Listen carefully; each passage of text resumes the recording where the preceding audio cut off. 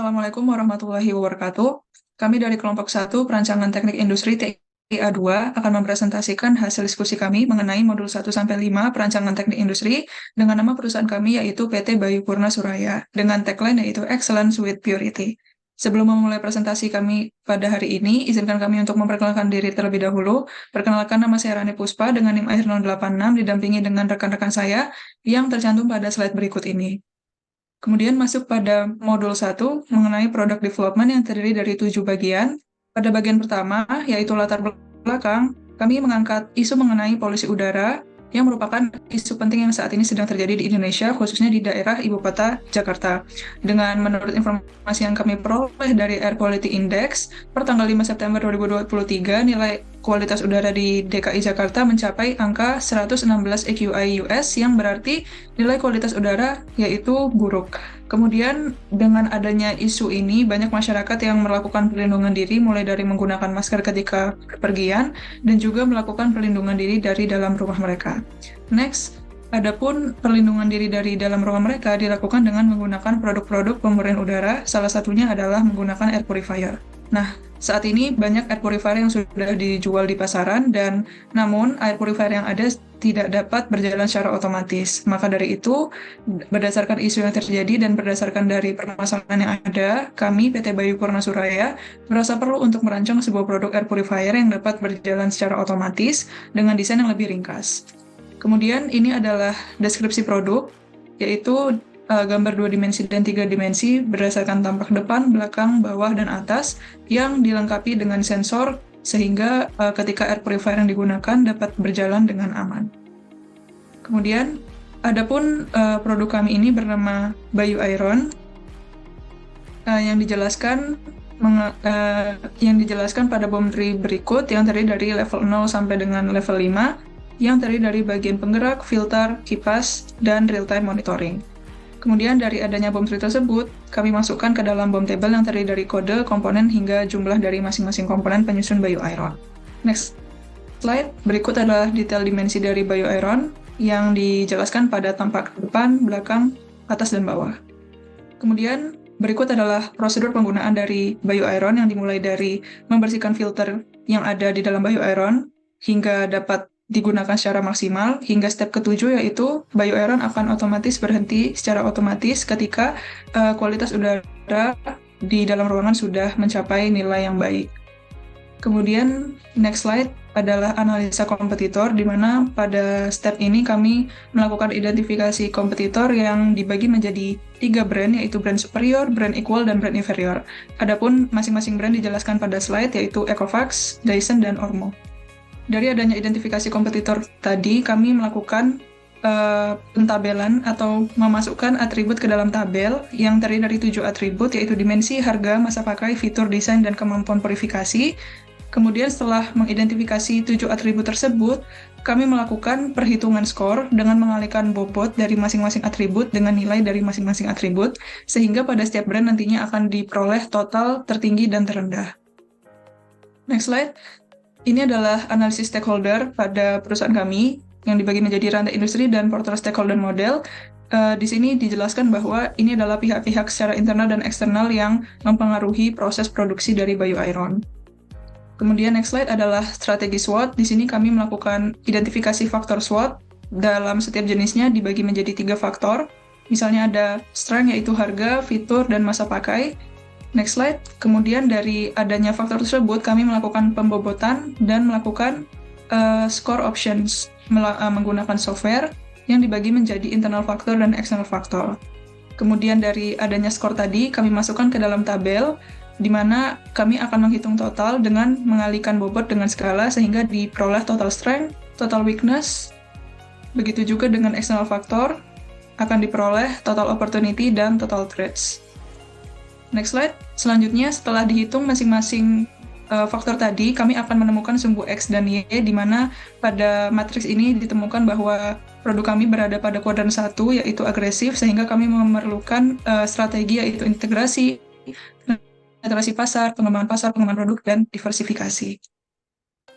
Selanjutnya adalah visi misi dari perusahaan kami, yaitu visi adalah menjadi perusahaan teknologi penyedia solusi pemurnian udara inovatif terdepan untuk menciptakan lingkungan yang sehat dan bersih bagi Indonesia.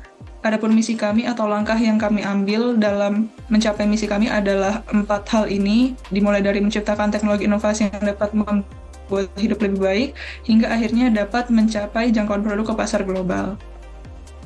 Dan berikut adalah logo dari masing-masing produk, perusahaan, hingga tagline perusahaan. Next. Baik, selanjutnya yaitu marketing analysis yang dibagi menjadi 5 bagian seperti berikut. Next. Baik, yang pertama yaitu Voice Customer, yaitu pada bagian ini dikumpulkan dan dianalisis umpan balik preferensi dan kebutuhan pelanggan untuk memahami secara mendalam apa yang diinginkan oleh pasar dan bagaimana produk dapat memenuhi ekspektasi pasar. Lalu pengumpulan data dilakukan dengan penyebaran kuesioner. Lalu selanjutnya untuk atribut produk itu terdapat 7, yaitu dimensi, harga, masa pakai, fitur, desain, kemampuan verifikasi, dan jangkauan verifikasi. Next. Lalu selanjutnya hasil kuesioner. Di sini dari hasil kuesioner didapat RII yang mana dihitung dengan cara hasil total tiap atribut dikalikan dengan importance level dibagi dengan jumlah atribut yang mana dikalikan dengan 4. Next. Lalu selanjutnya yaitu QFD, yaitu sebuah langkah terstruktur yang digunakan dalam proses perencanaan serta pengembangan produk untuk kemudian ditetapkan spesifikasi, kebutuhan, dan keinginan konsumen. Salah satunya yaitu salah satunya itu seperti produk evaluation dan objektif, yang mana dibuat tabel yang mana persentase weight terbesar dari atribut ini memiliki arti bahwa pada atribut tersebut memerlukan improvement karena kompetitor dirasa lebih baik. Next. Baik, lalu dari tabel diketahui bahwa atribut jangkauan memiliki persentase weight paling besar, dan persentase sebesar 31,35%. Ini berarti pada atribut tersebut setelah adanya evaluasi diketahui bahwa perlu diperhatikan lebih. Next. Selanjutnya tactical response determination, yang mana diambil dari setiap atribut dan diketahui dari setiap technical response setiap atributnya terdapat material, keamanan produk, dan kemampuan navigasi yang selalu dibahas. Next. Selanjutnya yaitu House of Quality, yaitu HOQ, yang mana membahas terkait hubungan antara kebutuhan pelanggan, customer requirement, dan karakteristik produk karakteristik, di mana dilambangkan yang bulat kecil yaitu memiliki important level paling tinggi dan segitiga yaitu important level paling rendah. Lalu selanjutnya yaitu perlu dilakukan pembuatan bagian atas dari HOQ untuk mengetahui hubungan antar technical response. Lalu dari yang bagian atas lalu diketahui bahwa hubungan ketiga technical response adalah hubungan positif. Jadi ketika masing-masing technical response dikembangkan, tidak akan melemahkan technical response yang lain. Hal ini memudahkan dalam pengembangan produk yang akan dilakukan. Next. Lalu setelah hubungan antar technical response diketahui, maka dapat dilakukan penyusunan konsep generation table yang merupakan tabel terkait konsep dan gagasan produk. Di sini dibuat setiap atribut technical response, ID generation, dan setiap proses karakteristik. Next. Lalu selanjutnya yaitu analisa pasokan dan permintaan, yaitu yang pertama pasokan plastik yang mana didapat dari metode moving average 5 periode dan di forecast untuk 10 tahun ke depan. Selanjutnya yaitu karbon aktif juga dilakukan dengan metode hot winters dan dilakukan forecasting untuk 10 tahun ke depan. Next. Lalu yang selanjutnya yaitu demand analysis, yaitu yang mana didapat pada tahun 2008 hingga 2009 perusahaan air purifier masih menjual sekitar 2.000 sampai 3.000 unit per bulan yang didapat dari sumber Darando pada tahun 2020. Lalu pada tahun 2020 di tengah pandemi COVID-19 permintaan air purifier dapat mencapai 10.000 unit per bulan yang didapat dari sumber Darando pada tahun 2020. Lalu pada akhirnya pada tahun 2022 penulis mengasumsikan permintaan air purifier sedikit menurun tapi masih cukup banyak permintaan yang masuk. Lalu pada tabel 2.10 menunjukkan data permintaan atau demand purifier pada tahun 2018 hingga 2022, lalu dilanjutkan lagi pada tahun 2018 hingga tahun 2023 untuk forecastingnya yang didapat dari moving average 5 periode. Next. Baik, selanjutnya itu dilakukan supply versus demand analysis. Menurut PT Bio Iron, jumlah pasokan bahan baku utama yaitu plastik dan karbon aktif yang tersedia mampu memenuhi jumlah permintaan atau demand air purifier hingga tahun 2023 mendatang. Kebutuhan karbon aktif itu untuk sebuah air purifier adalah sebanyak 0,0005 ton dan plastik adalah sebanyak 0,001285 ton, sehingga PT Bio Iron tidak perlu mencari pemasok lain. Next. Lalu perencanaan pangsa pasar yaitu didapat dari permintaan air purifier yang diketahui di mana Sharp memiliki 85% dari total market share dan yang lain memiliki 15%. Next. Lalu ada market share produk yang mana pada tahun awal PT Bayu Purna Surya harus membangun landasan perusahaan yang kuat, fokus produk dan pemahaman pasar. Lalu pada tahun 4 ke 5 fokus berupa produksi dan memenangkan pasar dan rentang 6-10. Perusahaan harus meningkatkan produksi, penjualan dan pemasaran. Tujuan akhir yaitu mencapai 10% dari pangsa pasar air purifier. Next. Lalu selanjutnya yaitu perencanaan strategi pemasaran. Dalam rangka mencapai keunggulan kompetitif, perusahaan dapat melakukan analisis SWOT yang sudah dibahas pada modul 1.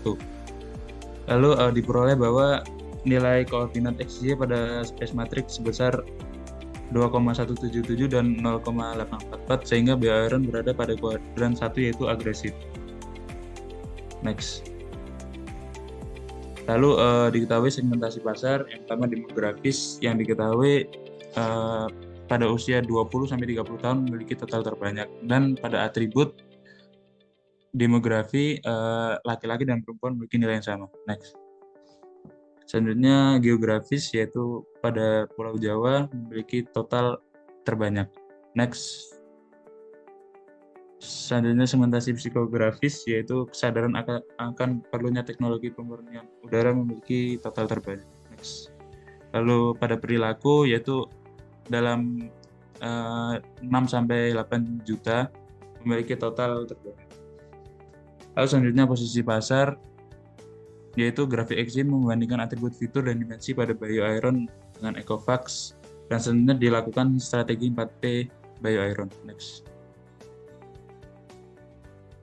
Lalu selanjutnya dilakukan rencana pemasaran dan biaya yang dilakukan untuk 10 tahun ke depan. Next. Selanjutnya pada modul 3 yaitu manufacturing proses. Yang pertama dibahas terkait rincian analisis proses manufaktur yaitu rincian komponen. Pada Bio Iron untuk menyusunnya terdapat 25 komponen. Dijelaskan pada tabel ini, dispesifikkan mulai dari komponen, spesifikasi, dimensi, fungsi, dan juga gambarnya. Lalu yang kedua dibahas terkait keputusan buat atau beli dari 25 komponen tadi. Untuk komponen-komponen sensor yaitu pelengkap dari produk ini diputuskan untuk baik karena pemasok memiliki kualitas yang lebih baik. Jadi kita tidak perlu untuk menjamin sensor jika memproduksi sendiri. Sedangkan untuk material-material yang kritikal seperti filter dibuat sendiri oleh Bio Iron untuk memastikan bahwa kemampuannya sesuai dengan keinginan perusahaan. Lalu untuk alternatif bahan baku, dari semua tadi yang make or buy terdapat 10 bahan baku atau terdapat 10 komponen yang dibuat sendiri. Jadi perlu untuk menyediakan bahan baku. Mayoritas menggunakan plastik PVC, baik dari bagian penggerak, bagian filter, ban, dan juga velg. Sedangkan untuk filter menggunakan synthetic fiber, serat kelapa, dan juga kain sintetis yang perlu disiapkan dalam produksi. Lalu untuk diagram alir produksinya sendiri, yaitu pembahasan selanjutnya. Untuk pemrosesan manufakturnya dimulai pada proses nomor 6, yaitu pemrosesan plastik, dilanjut pada 4 proses paralel, yaitu pembuatan roda, pembuatan filter, pembuatan kipas, dan juga pembuatan air quality inspector. Baru nanti dirakit pada assembly di perakitan Bio Iron, hingga nanti diselesaikan pada nomor 26 untuk di packing. Dan Bio Iron selesai diproduksi. Lalu untuk metode produksinya sendiri, mulai dari nomor proses 6 ini ada pemrosesan plastik yaitu polimerisasi suspensi, hingga yang terakhir untuk pengecetan menggunakan metode airless spray di nomor proses 022. Lalu untuk mesin produksi dari keseluruhan nomor 06 sampai 023 ada 7 mesin yang perlu digunakan, mulai dari mesin Hino industrial sampai untuk pengecetan ya, menggunakan metode air spray dengan mesin elektris air spray. Di sini juga dijelaskan terkait alasan penggunaan dan juga kode untuk mesinnya dan gambarnya.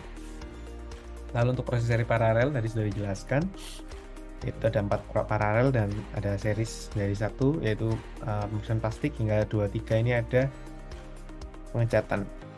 Lalu untuk operational process chart, ini di sini ada assembly utama di sini. Dari sebelumnya ada sub assembly dari 4 bagian, yaitu bagian kipas, bagian filter, bagian penggerak, dan juga real time house monitoring. Lalu untuk manufacturing matrix, yang pertama yaitu ada cycle time. Untuk cycle time, ini ada T cycle time yang dihitung dari operational time, handling time, dan juga tooling time. Untuk proses 6 ada 8,342 menit tiap piece-nya. Lalu untuk production time per jamnya untuk proses 6 ini 1,565, begitu pula dengan proses yang lain. Lalu untuk perharinya, untuk production capacity-nya didapatkan 12,519 untuk tiap harinya. Lalu untuk production capacity 12,519 ini didapatkan dari mengalihkan jam kerja yaitu 8 dikalikan dengan piece per jamnya 1,565 dapatkan 12,519, yaitu sekitar 12 komponen di nomor 6 tiap harinya. Jadi satu hari kerja dihasilkan 12 produk maksimal. Lalu untuk ini adalah untuk utilisasi dan juga availability dari pabrik bio iron. Lalu untuk manufacturing lead time-nya yaitu 4,3 jam, yaitu 17, yaitu jumlah prosesnya dikalikan average dari setup time, cycle time, dan juga non-operation time. Lalu untuk work in process-nya itu ada 6,73 piece di proses nomor 6 dari manufacturing lead time dikalikan dengan rate produksi per jamnya. Lalu untuk keputusan strategis, yang pertama ada target produksi.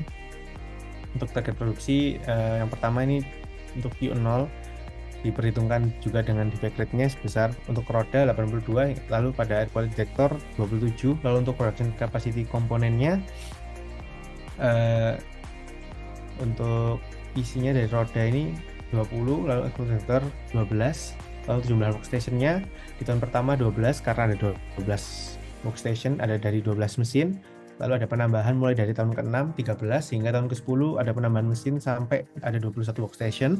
Lalu untuk kebutuhan energinya, untuk kebutuhan listrik ada 45.900 watt. Lalu untuk kebutuhan bahan bakar untuk vinyl klorida 107.000 dan BBM 1.600 per hari. Lalu di tahun pertama untuk kebutuhan operator per mesinnya 1, jadi ada 12 orang operator. Begitu pula di tahun selanjutnya jika ada penambahan mesin otomatis akan ada 1 penambahan operator. Lalu untuk karakteristik materialnya dibahas mulai dari physical condition, damage risk, dan juga security risk-nya dari semua material. Lalu untuk alternatif material handling ada 2 alternatif, yaitu hand pallet dan juga trolley. Untuk hand pallet ini untuk 2 komponen atau 2 produk, yaitu plastik dan juga bio iron, sedangkan trolley ini digunakan pada mayoritas seluruh komponen yang ada di bio iron. Lalu untuk mesin sendiri, yang pertama cost recapitalization membahas mesin dari keseluruhan mesin yang dibeli baik di tahun pertama hingga penambahan mesin total ada 1 miliar lebih biaya yang digunakan. Lalu untuk operational cost dihitung dari tahun pertama hingga tahun terakhir, mempertimbangkan labor cost dan juga biaya listrik. Di tahun pertama biayanya 600 juta sekian, hingga di tahun terakhir ada 16 miliar untuk operational cost-nya. Untuk material handling cost-nya dari pembelian di tahun pertama sebanyak 12 dan juga penambahan-penambahan yang terjadi. Tahun pertama sekitar 10 juta karena banyak yang dibeli, hingga di tahun 2003 ada 1 tambahan sekitar 500.000. Lalu untuk manufacturing overhead cost-nya dari tahun pertama 2023 ini total biayanya 282.000, mempertimbangkan biaya listrik dan juga biaya air yang digunakan. Untuk listriknya sendiri ini untuk yang listrik non operasional produksi. Lalu di tahun 2032 dengan penambahan yang terjadi baik biaya listrik atau air terdapat biaya 1.428. Oke. Next adalah production planning and inventory control. Next. Untuk yang bagian pertama kita membahas biaya agregat untuk masing-masing variabel. Yang pertama hiring cost, yaitu didapatkan dari sumber internet yaitu 1,5 juta. Untuk inventory cost next. Berikut perhitungan untuk inventory cost next.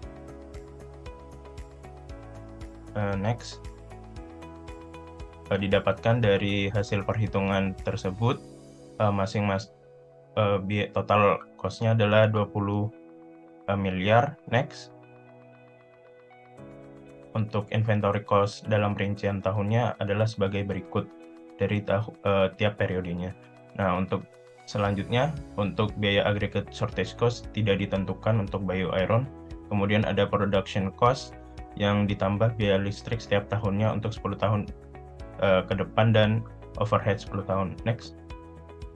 Berikut rinciannya untuk tiap periodenya dari 2023 hingga 2032. Next. Untuk payroll cost-nya diketahui dari UMR Surabaya dari 2013 hingga 2019 adanya kenaikan tiap tahunnya 14%. Nah, untuk perhitungannya next, dengan diketahui fakta tersebut, maka dapat diketahui payroll worker-nya antara lain sebagai berikut tiap periodenya. Next, untuk biaya overtime cost-nya ditentukan berdasarkan UU Pemerintah Nomor 35 Tahun 2021 sebagai berikut. Next, untuk overtime cost-nya didapatkan masing-masing tiap periodenya dari tahun 2023 39.000 hingga tahun 2032 yaitu 127.000. Next. Untuk layoff cost-nya sendiri berdasarkan UU Cipta Kerja nomor 156 yaitu didapatkan layoff cost berdasarkan UU tersebut yaitu 2 kali payroll. Adapun tahun 2023 adalah 9 juta. Untuk tahun 2032 adalah 29 juta. Next. Nah, selanjutnya masuk pada bagian aggregate planning. Diketahui untuk aggregate planning tahun pertama yaitu didapatkan safety stock pada tabel yang di atas, kemudian dihitung untuk aggregate planningnya di mana kita menerapkan mix strategi di mana kita juga melakukan produksi untuk tidak setiap periodenya, namun untuk periode tertentu saja. Pada tahun pertama yaitu Januari dan Oktober. Next. Berikut adalah total cost-nya untuk tahun pertama. Next. Dan berikut untuk tahun ke-10. Next. Dimana hanya Februari saja yang tidak memproduksi. Next. Untuk MPS-nya, adapun MPS pada tahun pertama yaitu sebagai berikut. Selanjutnya pada MPS tahun ke-10 di mana bio-iron sudah menjelma menjadi produk yang besar di pasar. Next. Untuk MRP-nya, next kita menggunakan bio-iron dan salah satu komponen saja. Untuk tahun pertama berikut bio-iron-nya. Next. Berikut MRP untuk komponen filter tahun pertama. Next. Berikut MRP untuk bio-iron tahun ke-10 di mana ada perubahan signifikan pada bio-iron. Next. Berikut juga perubahan yang signifikan terjadi pada komponen filter pada tahun ke-10. Next. Untuk cost recapitulation-nya adalah dapat dilihat sebagai berikut, di mana ada production cost, overtime cost, inventory cost, shortage cost, hiring cost, firing cost, payroll. Dapat dilihat untuk 10 periode didapatkan hasil untuk cost yang dibutuhkan untuk menjalankan bio-iron adalah 504 miliar. Next. Baik, selanjutnya yaitu di modul 5 ada Designing and Managing Quality yang terdapat 4 bagian. Next. Yang pertama yaitu kualitas produk, di mana kami menentukan standar kualitas bio-iron berdasarkan kualitas dimensi dari Kelvin. Yang pertama yaitu performance dengan karakteristik kemampuan purifikasi partikel-partikel berbahaya di udara dan efisiensi energi selama bergerak. Kemudian filters terdapat karakteristik kecepatan respon bergerak secara otomatis ketika terdapat udara yang perlu dipurifikasi. Next. Selanjutnya yaitu ada dimensi reliability, yaitu bahan tahan retakan dan keandalan bergerak tanpa gangguan atau downtime. Next, selanjutnya dimensi durability dengan karakteristik produk lifespan dan conformance dengan karakteristik produk sesuai dengan standar keselamatan dan nilai CADR.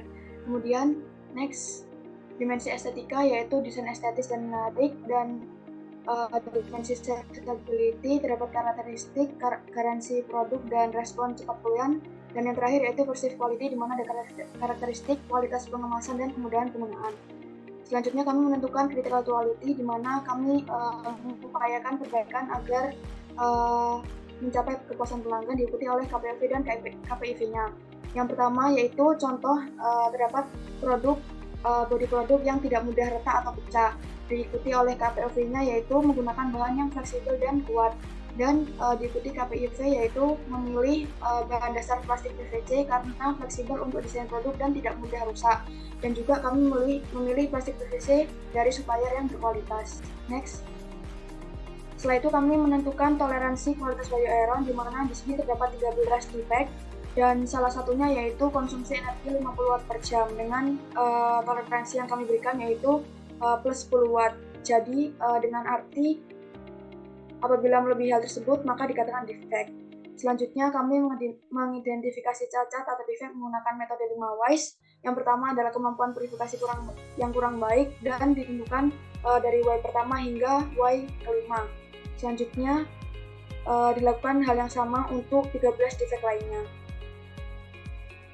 Setelah kami menentukan mekanisme defect dari metode 5 WISE tersebut, dibentuk menjadi fishbone diagram dengan klasifikasi yaitu manpower, method, material, dan others. Dengan contoh untuk di bagian method terdapat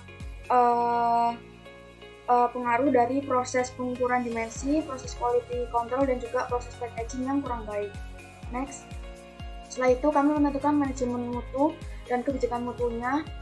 Untuk sasaran mutunya sendiri yaitu seperti visi kualitas BioAeron, yaitu untuk mewujudkan lingkungan yang sehat dan bersih bagi Indonesia dengan menyediakan air purifier yang memiliki nilai terbaik bagi pelanggan.